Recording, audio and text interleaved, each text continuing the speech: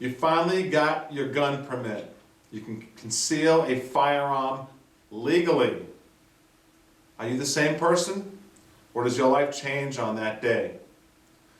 I say your life changes.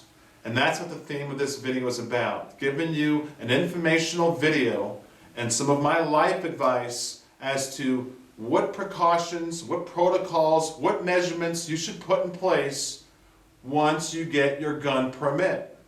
Okay, here's a Glock 30, love it. Okay, holster, Galco, love it. Now I can conceal it, I can hide it.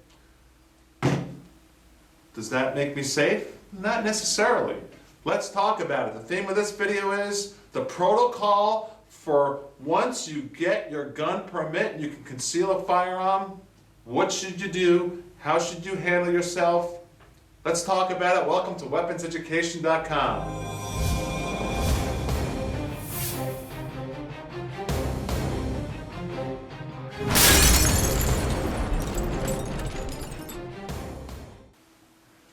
I'm going to start this video off with a true story. I was a youngster. It was 1993. I had just met my girlfriend Tammy at the time, right Tammy? Yep.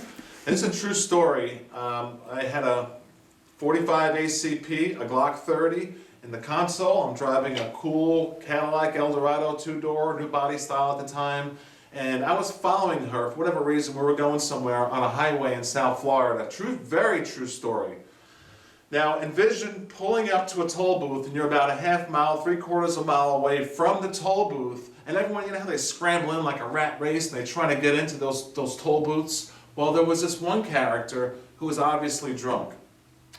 And he was, from about a mile back, he was scrambling, cutting people off, trying to get in there, and just driving like total road rage, like a psychopath. Well, he cut me off prior to pulling up into that toll booth. Big time. I mean, almost like crashed my car. And I was following my girlfriend at the time, and all I did was flick my high beams out. I'm like, hey bro, what are you doing? Stupid. That's something I learned. I have a gun in my car and I flick my high beams at somebody? That was a mistake. Mistake one. Now something happens with this story, so listen in. Now, I see my girlfriend go through the toll booth, and then I'm right behind her and I'm in the left lane. So envision this, it's like 5 lanes of the toll, and I'm in the left lane, and then the jerk who cut me off purposely gets in the right lane next to me, so we're simultaneously pulling out of the toll booth together. We both paid our dollar, and all of a sudden, I'm thinking, all right, I got 200 feet to merge into traffic. So I can either speed up ahead of him, or I can slow down and go behind him. That's the truth, right, Tammy? Yep. That's And exactly. you saw everything in your rearview mirror. Mm-hmm. Well, now I got my gun in the car. What happens? Neither one worked. First thing I tried to do was speed up and just pull into traffic. Didn't work. He speeded up and equal to me. I'm like, oh, he's not letting me merge in. So I slow way down, trying to be level-headed. We're dressed up, I'm buffed out, going to dinner at the time. She was dressed up in the car in front of me. We were going together and we were going to meet somewhere. Slow down. What does the guy do? Only about 200 feet after the toll booth, he swerves into me like he's going to crash into me, right? Yes, he sure did. And what did I do? In order to miss him, I go in spinning in the grass. Lucky there was no canal there, or I'd be 20 feet underwater. I'm serious. And I went spinning, like, whoa. And this guy drove me off the road. I'm thinking the story's over. All right, road rage, the guy's crazy, he's a nutcase, he's drunk. He proved it way before the toll, he proved it during the toll, and then he proved it after the toll. But what did he do? The psychopath.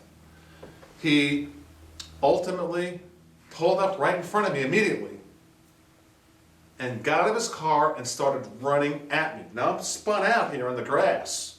In retrospect, I guess I should have just threw it in reverse or forward and just try to get out of the way.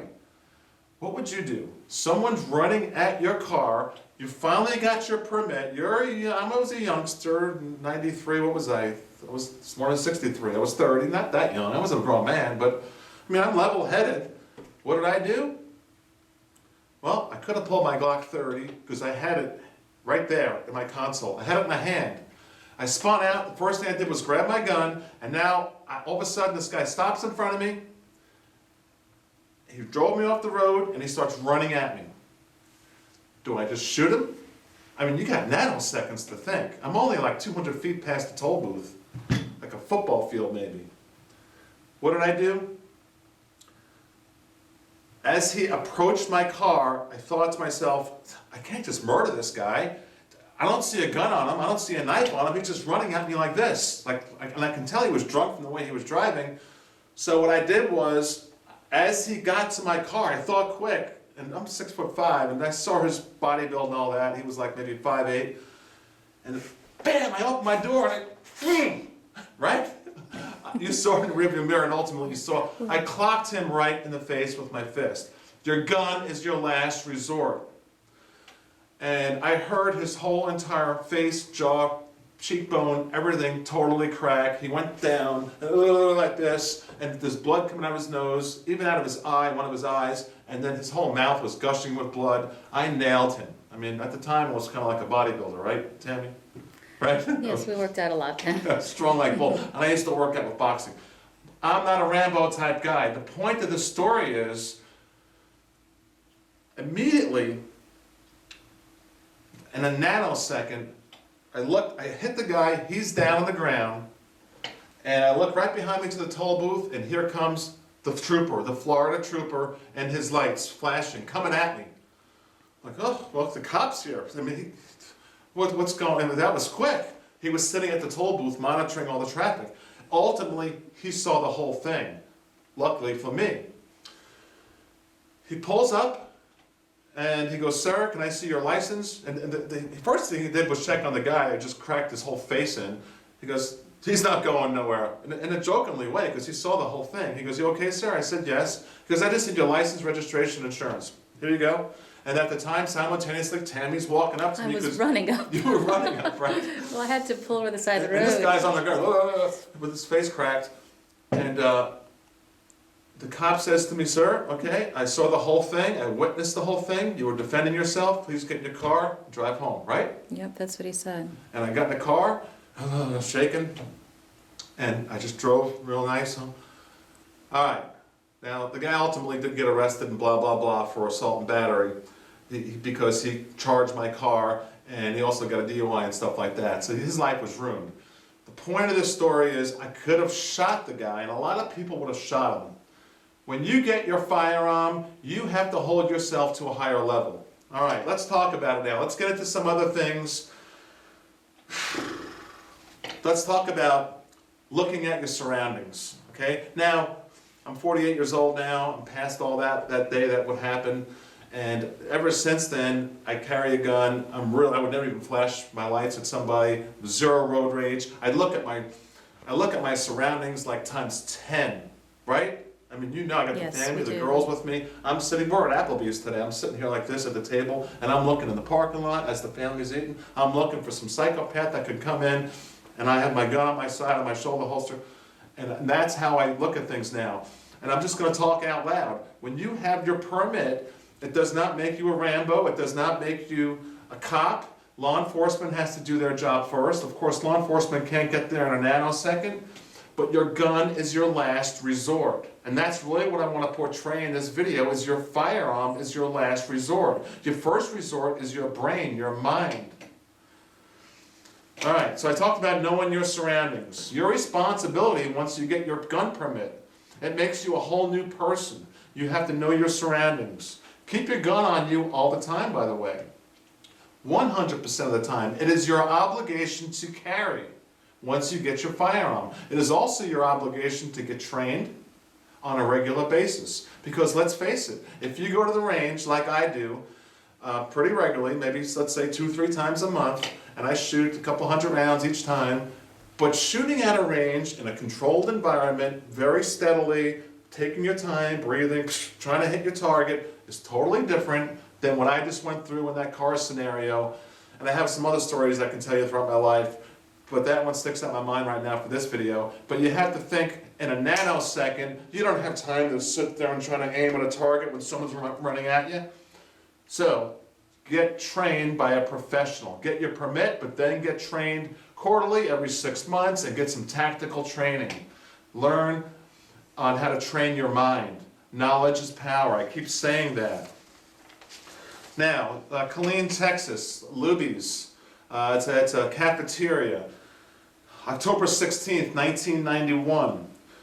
Female name Suzanne Hupp, H-U-P-P. You can Google that. Well, that was one of the worst mass shootings in U.S. history. Totally heinous, horrific, horrible, and she had a witness, her father getting assassinated right in front of her, and then she thought she ran out with her mother through a window in the back of the restaurant, but then the mother went back to the father's rescue, and then she got assassinated. The point here is Susanna Hupp was not legally able to carry a gun into that cafeteria. Killeen, Texas is adjacent to Fort Hood. We know one of the largest Army bases in the United States. And a good friend of mine is a general at Fort Hood and and he met his wife at that particular Luby's about a year after that shooting. So I got a close relationship with that shooting. And the reason why I'm bringing up the shooting is she left her gun because she was not legally able to carry it into that cafeteria because of Texas law at the time. So I'm not going to tell you if you should carry a gun into a free fire zone, into a place where it's illegal. I'm not going to give you legal advice. I am not an attorney. This video has nothing to do with legal advice. It has to do with life advice and common sense. But if Susanna Hupp had her gun, like she always carried it 24/7 in her purse, she would have saved probably 15, 20 lives that day, including her own parents. And she went in front of Congress and she pleaded for that law to be changed, and that's a whole other story. But your main goal when you're carrying your firearm is to flee and to defuse the situation. That's your main goal. Defuse the situation. You do not want to have to kill somebody. Are you able to live with the fact that you killed someone? Can you have that blood hanging in your dreams for the rest of your life? I don't know. I guess, of course, if we had to save our own life, our family's life, someone's being raped, mass murder going on, that would be a no-brainer. Of course we would use our firearm. But what happens if it's a nominal situation, like I drove off the road, I spun out in the grass, and some guy comes running at my car? Do I just kill him? In that case, no. I punched him and knocked him out. Gun is your last defense. Now, if you engage and you have to shoot someone, what do you do? Like I said, this is not legal advice, but I would tell law enforcement this, because the DA wants to make you guilty until proven innocent. In my opinion, that's what their job is. The DA is to arrest people, okay? So you engage, you save lives, your life, other lives. It could be a marginal situation, like the one I spoke about, or should I have shot the guy or not? I could have been arrested. Or it could be clear cut, like you're in a restaurant, some psychopath comes in and you shoot him and kill him and you're a hero. But what if it's marginal? What do you do if you engage?